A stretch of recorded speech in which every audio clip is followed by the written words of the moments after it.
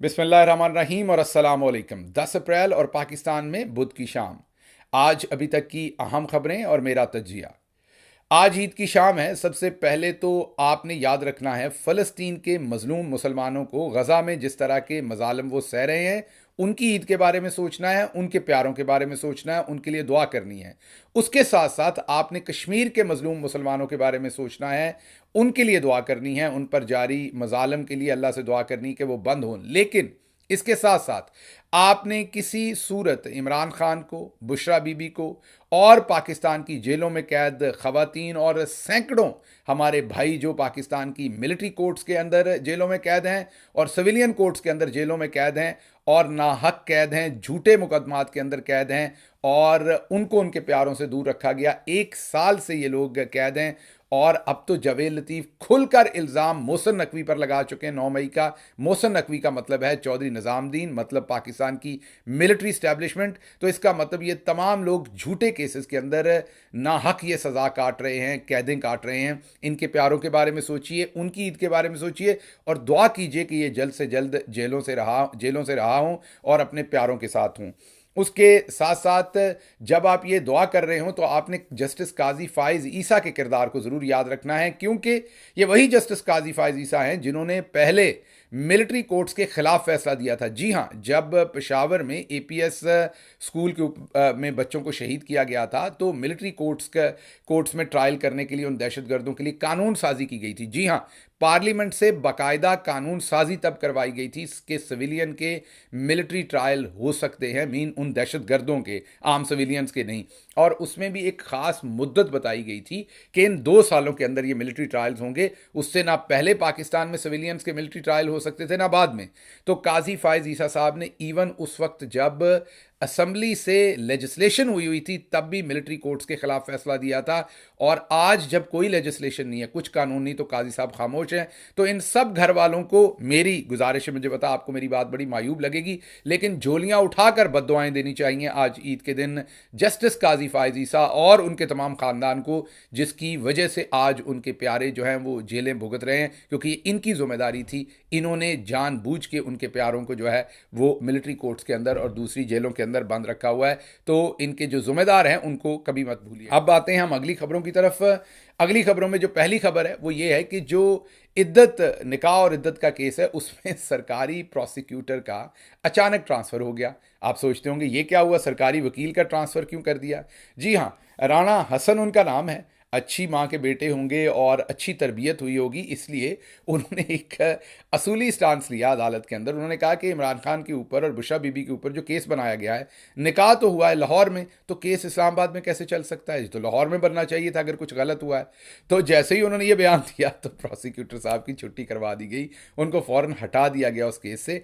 याद रखिएगा कि यही प्रोसिक्यूटर थे जो नूर मुकदम केस के अंदर इन्होंने बेहतरीन तरीके से वो केस लड़ा था। अच्छे वकील मालूम होते हैं, इंसाफ की बात की उन्होंने, हमारी तरफ से खराज तहसीन। लेकिन उन्हें उसी टाइम चौधरी निज़ामुद्दीन ने ट्रांसफ़र करवा दिया, क्योंकि हर सूरत इमरान खान और बुशरा बीबी को जो है वो कन्विक्ट करना मकसद है और इस केस को चलाना मकसद है। अच्छा जी, अगली खबर आपके सामने रखते हैं कि नवाज शरीफ साहब अब एक नए बयानिए से आपके सामने आएंगे। ये नून लीग के अपने स्पोक्स पर्सन, वैसे वो अपने आप को सहाफ़ी कहते हैं, अज़हर जावेद साहब, लेकिन वो नून लीग के घर के ही बंदे हैं, उनको उनका स्पोक्स पर्सन ही समझिए।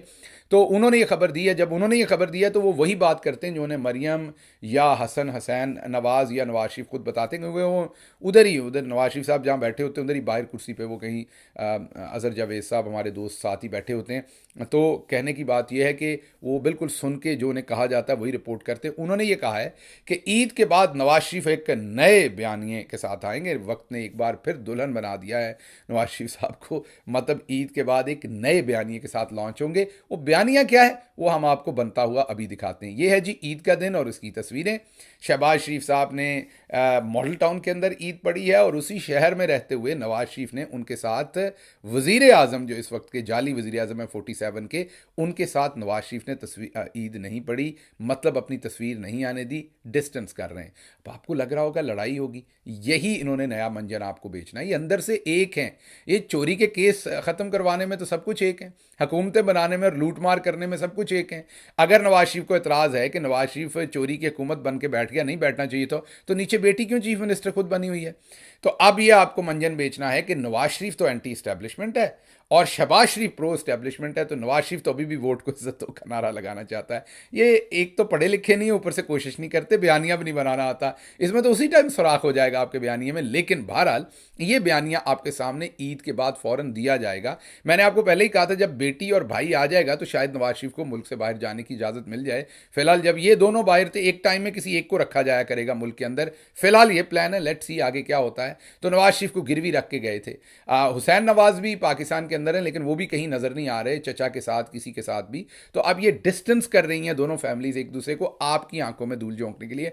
अंदर से ये एक ही हैं, चोर अंदर से हमेशा एक होते हैं, पहले भी एक थे, बार बार आपको बेवकूफ़ बनाया। ये 10वीं 12वीं बार ये हरकत कर रहे होंगे और अब ये नया बयानिया बनाएंगे ईद के फ़ौरन बाद। मैं आपको अभी से बता दूं कि नवाज शरीफ तो बहुत बड़ा जमहूरियत पसंद है, वोट को इज्जत दो, बड़ा जुल्म हो गया, नवाज शरीफ इसके साथ नहीं है, नवाज शरीफ ये हुकूमत नहीं करना चाहता और ब्ला ब्ला ब्ला जो भी वो करना चाहें।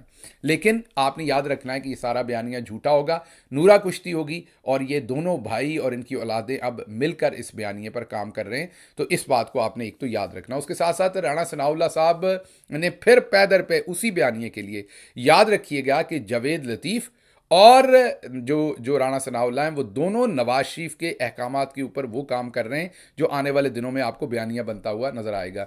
नवाज शरीफ ने दोबारा से कहा है कि राणा सनाउल्लाह ने दोबारा से कहा है कि ये जो मोहसिन नकवी हैं और ये काकड़ साहब जो हैं और फैसल वाडा हैं, ये सारे कज़न हैं आपस में, ये एक ही कबीले के लोग हैं। लेकिन एक बंदे को वो मिस कर गए, उसका नाम भी बताना चाहिए था हजूर, उसका नाम नवाज शरीफ है, वो भी इसी कबीले का, बल्कि इनका ताया है वो।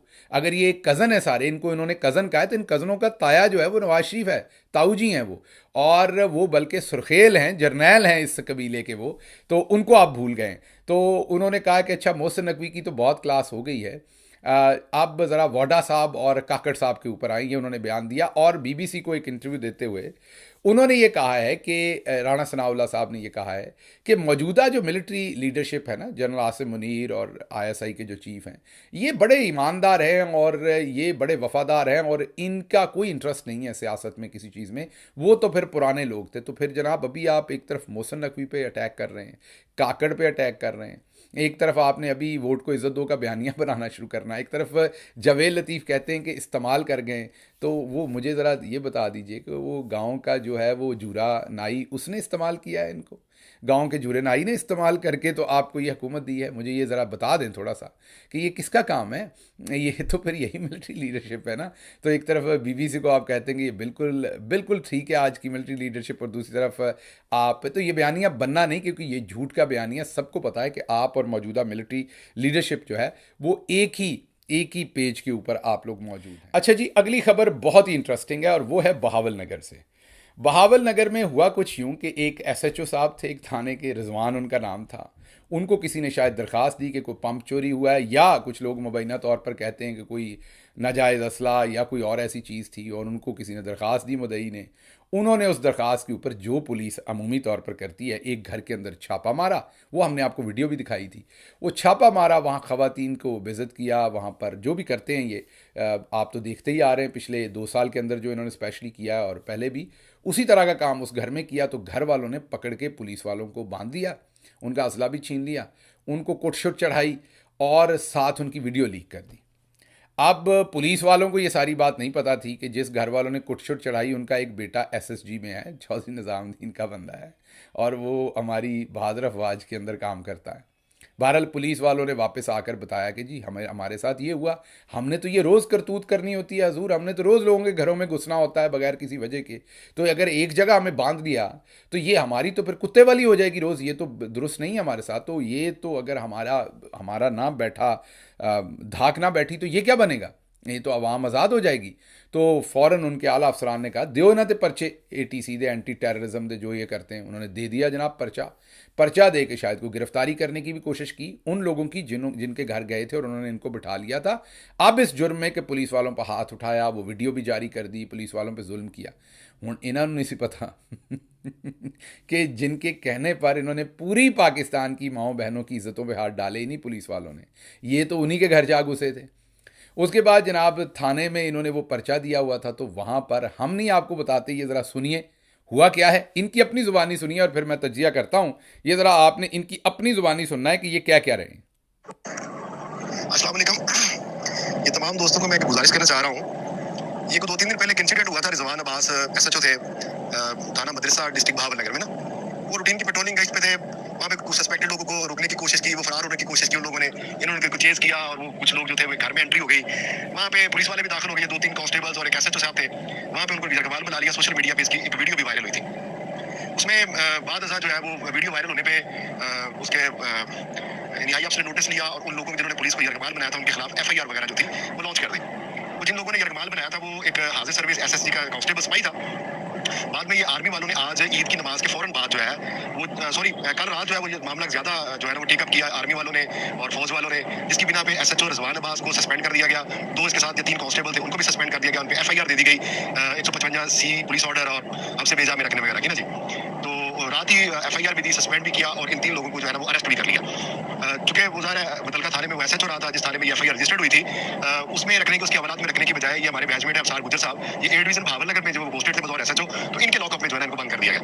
ज़ाहिर है वो हमारे कुलीग थे, एसएचओ थे, जो भी उनका इशू था तो सर थोड़ी बहुत ऑर्डर की होगी, कुछ ख्याल किया होगा कि चले यार इसको हवालात में न देंगे, जो भी इशू हुआ वो आई डोंट नो, मेरे में नहीं है। लेकिन आज सुबह जो ईद की नमाज के फौरन बाद 10 बजे के करीब आर्मी वालों की तकरीबन 15 से 20 गाड़ियां जो है वो थाना ए डिवीजन भावनगर और बी डिवीजन भावनगर जो बिल्कुल मुलिका है, इनकी दीवारें जो है वो मुश्तरका है, वहाँ पे एंटर हो गए और इन्होंने जाके वो तमाम पुलिस वाले जो थे बिना एसएचओ साहब अफसार को इन्होंने शदीद तरीन तशद्दुद का निशाना बनाया, उनको जख्मी किया, उनको इंजर्ड किया और वहाँ पे थाने में तोड़ फोड़ की और तकरीबन 2.5 से 3 घंटे तक स्टिल नो उन्होंने उनको यरगमाल बना के रखा हुआ है। और जो लोग इंजर्ड हुए थे पुलिस वाले उनको डिस्ट्रिक्ट हेडक्वार्टर भावनगर जब उनको मूव किया गया तो वहाँ पे जाके उन्होंने धावा बोल दिया, डीएसपी हॉस्पिटल चले गए। वहाँ पे जाके जो वर्दी वाले जो लोग थे जो जख्मी थे, जो ट्रीटमेंट जिनकी हो रही थी, उनको जाके उठा लिया। तो ये अब ये पोजीशन बन गई है पुलिस की इज्जत की, ऑनर की। किसी ने गलत काम किया होगा उसके खिलाफ डिपार्टमेंटल एक्शन होना चाहिए, उनके खिलाफ एफआईआर लॉन्च हो गई, वो उसको चार्जशीट हो गए, वो डिसमिस किए जा सकते थे। But this is not the way कि जिस तरह से उन्होंने एक लॉ एनफोर्समेंट एजेंसी को जलील करके रख दिया है, ये मेरे ख्याल में नाकाबिले बर्दाश्त है। ये तमाम लोगों की इन्फॉर्मेशन है कि ये हमारी इज्जत रह गई है, ये जो हम लोगों के जान माल इज्जत आबरू के मुहाफिज बने फिरते हैं, हमारी इज्जत आबरू इतनी रह गई है जी।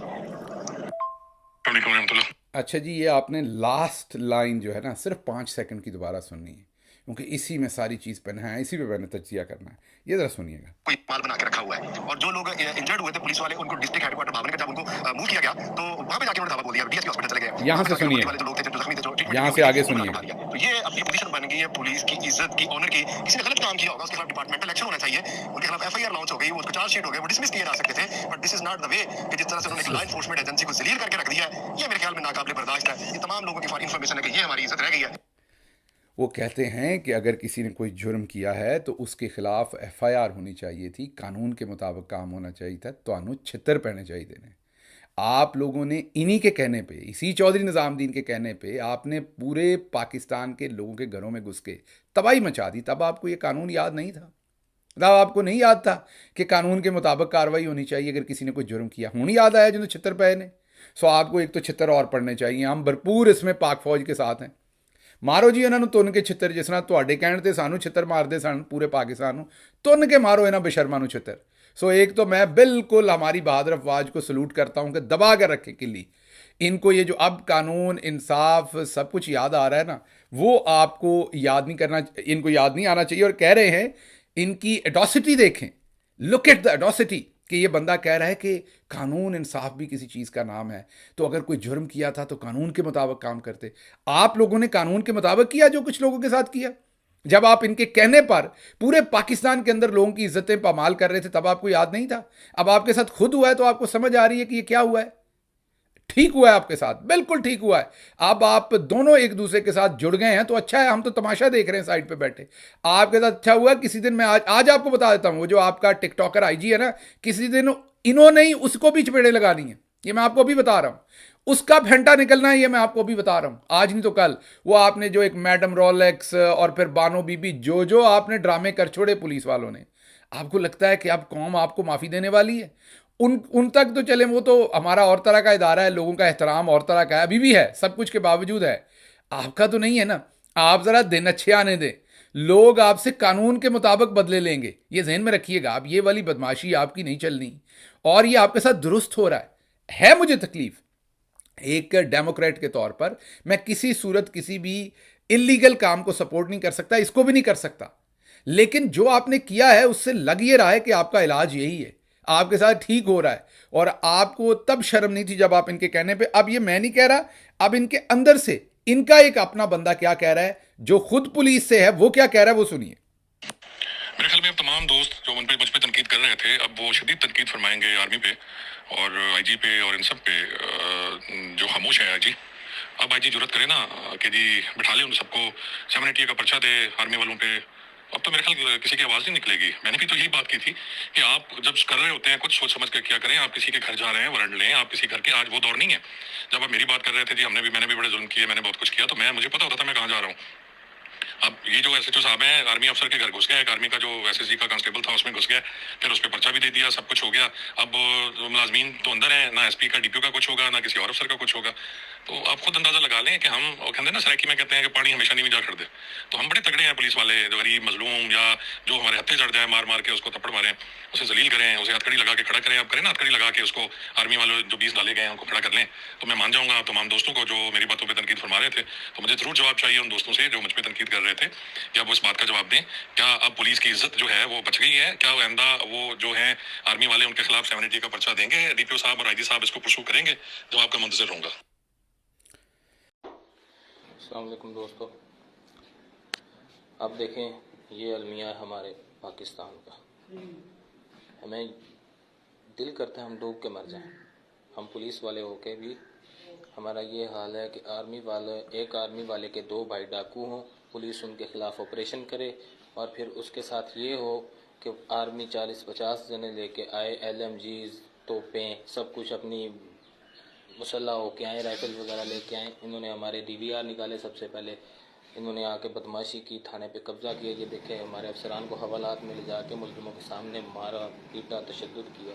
ब्लड देख लें आप, ये देखें सारे हवालात में से मुल्ज़िम, ये देखें कई भागे, कईयों को पता नहीं किधर गए, क्या है क्या नहीं है। ये क्या है? ये पाकिस्तान है। अब CM साहिबा कहाँ है? अब देखते हैं CM साहिबा के अंदर कितनी पावर है, देख लेते हैं वो क्या करती है। बातें तो बहुत बनानी आती है लोगों को, अब देखते हैं अवाम क्या करती है। हम भी तो अवाम की हिफाजत के लिए है ना। अब देखते हैं कौन सी मीडिया आगे आती है। लेकिन जी आपने ये इनके अपने घर से सुन ली, अब मुझे तो कुछ कहने की ज़रूरत नहीं है मेरा ख्याल। आपने इनके अपने घर की आवाज़ सुन ली कि ये कहते हैं कि आप करें ना, आप मज़ा आए। तो आपके साथ दुरुस्त हुआ है, जो कुछ आपने पब्लिक के साथ किया है, ये अब आपको उसी घर से खुद सज़ा मिली। हालांकि आपने वही किया जो आप लोगों के साथ करते थे, कुछ मुख्तलिफ तो नहीं किया, लेकिन आगे से आपको पड़े हैं छितर, और अब आपको और छितर पड़ने हैं इस तरह के, क्योंकि आपने लोगों की बद्दुआएं बहुत ले ली। आप हर जगह जलील होते फिरेंगे। जो कुछ आपने चंद टकों के लिए की, मतलब कौन सी मजबूरी थी आपकी ऐसी? आपकी नौकरी थी ना, वही नौकरी थी जो जस्टिस एजाजुल एहसन छोड़ के चले गए। वही नौकरी थी जो बहुत सारे जज अतार अबानी ने इनकार कर दिया, तो क्या हो गया उनको? जस्टिस इब्राहिम भी नहीं बन सके सुप्रीम कोर्ट के जज, क्या हो गया उन्हें? तो लोग खड़े हुए ना, कुछ ने अपने ईमान के मुताबिक फैसले किए ना। बहुत सारे मैं पुलिस वालों को भी जानता हूं, उनके नाम नहीं लूंगा वरना मुसीबत में पड़ जाएंगे। ऐसे पुलिस वालों को मैं जानता हूं जिन्होंने इनकार किया और वो खुडे लाइन लगे हुए हैं, मैं ज़ाती तौर पर जानता हूं। लेकिन ये है कि उनके नाम लूंगा फिर वो बेचारे मुसीबत में पड़ेंगे। लेकिन आप लोग जो बेशरम बन के ये सब कुछ आवाम के साथ करते रहे, अब आपके साथ ये हुआ है। और पुलिस का मौक़िफ़ सामने आया जी। इनकी मेरा ख्याल कोई यूनियन है अंदर, जो रिटायर्ड इनके वेलफेयर की यूनियन होगी, अल खिदमत, ये हमारी यूनियन है जो न्यू अल खिदमत पंजाब वेलफेयर एसोसिएशन है बराए रिटायर्ड पुलिस अफसरान। इसके जो Haji Kasam Ali retired inspector police हैं, इन्होंने ये कहा है कि जी ये फिलफौर इसके ऊपर पुलिस कार्रवाई करे, और जिन लोगों ने कुट कटापा चढ़ाया है पुलिस को, उनके ख़िलाफ़ जो है ना वो कार्रवाई होनी चाहिए। ये जो हाजी साहब हैं, हज किया होगा कासिम साहब ने, इनसे मेरी गुजारिश है कि क्या जब आपकी पुलिस लोगों की बेटियों के दुपट्टों पर हाथ डाल रही थी, दंदनाते फिर रही थी, पूरे पंजाब के अंदर इन्होंने कोहराम मचाया था, KP में भी किया, सिंध में भी किया, लेकिन कम किया, पंजाब में ज़्यादा किया, तब ये हाजी कासिम अली साहब किधर थे? आपने कोई प्रेस रिलीज़ जारी की थी? अब आप खुद भुगते हैं। अब आपको पब्लिक इस पर सपोर्ट नहीं करेगी, बल्कि पब्लिक खुश होगी। और बड़ी, मैं देख रहा हूँ सोशल मीडिया पे लोग बड़े खुश होकर ये शेयर कर रहे हैं कि अच्छा कुटापा चढ़ा। हालांकि आप हमारे ही भाई हैं ना, हमारे हिस्सा हैं, हमारे ही आप सोसाइटी का, हमारे बहन भाई हैं, लेकिन जो हरकतें आपने की हैं उससे लोग डिस्टेंस हुए हैं। याद कीजिए, मैंने 2-3 वीलॉग्स में आप लोगों को डायरेक्टली मैसेजेस दिए थे कि बंदे के पुत्र बन जाओ, ये दुरुस्त नहीं है, ये वक्त गुजर जाता है, हर जालिम हुक्मरान का वक्त ख़त्म होना होता है, ये भी ख़त्म हो जाना है। बाद में आप लोग किस मुंह से अपने घर वालों को शक्लें दिखाओगे जो आप कर रहे हो? बहरहाल जी, अभी तक के लिए इतना ही। इसके साथ ही मुझे इजाज़त दीजिए। अल्लाह आपका हामी और नासिर हो। पाकिस्तान जिंदाबाद।